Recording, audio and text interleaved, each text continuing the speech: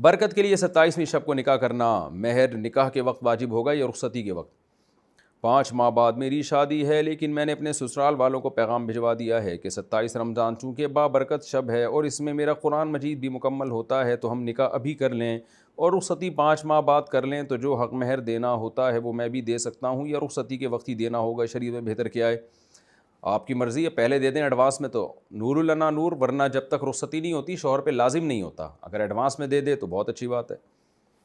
باقی 27ویں کو اگر آپ کے سسرال والے راضی ہو جاتے ہیں تو نکاح کر لیں، بہت اچھی بات ہے، لیکن بات یہ ہے کہ جب 27ویں رات کو آپ نکاح کریں گے تو عبادت میں کہاں دل لگے گا آپ کا؟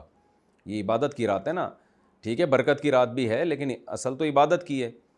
تو جب نکاح ہو جائے گا تو آپ کی کھوپڑی تو ادھر ہی دلہن کی طرف ہی جائے گی کہ یار چلو اس سے بات چیت کرتے ہیں، تو میرا خیال ہے